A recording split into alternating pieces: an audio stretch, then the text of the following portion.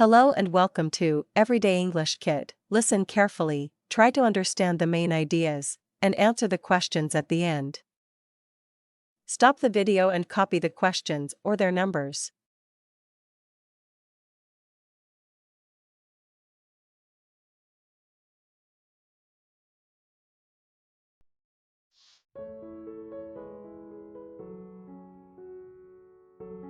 In the heart of Manchester, where concrete towers dominate the skyline, Elena discovered an unlikely passion that would transform her life and neighborhood.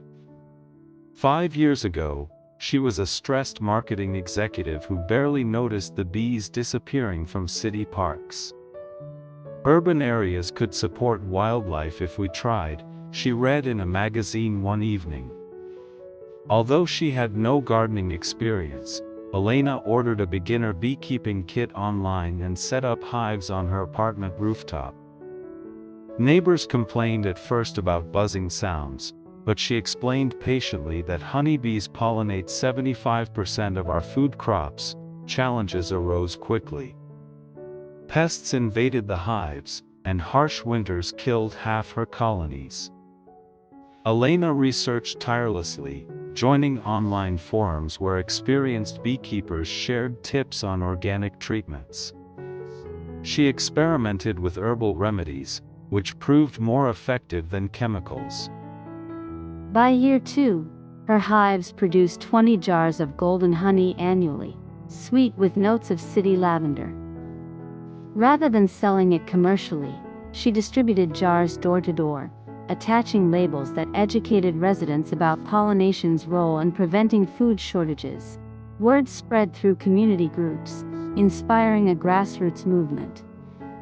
Today, Elena coordinates 15 rooftop apiaries across Manchester, training volunteers who might otherwise never consider environmental activism. Local schools incorporate her beekeeping workshops into science curricula, where children learn how bees navigate using the sun's position.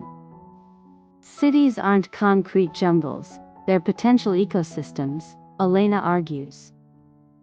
Her efforts have boosted biodiversity, with butterfly populations rising 30% in nearby green spaces.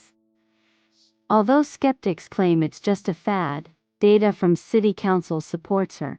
Urban honey production reduces imported sugar reliance.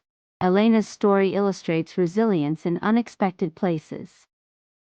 What began as a personal hobby inadvertently addressed larger issues like habitat loss and sustainability. Now, she's writing a book to help other cities replicate the model.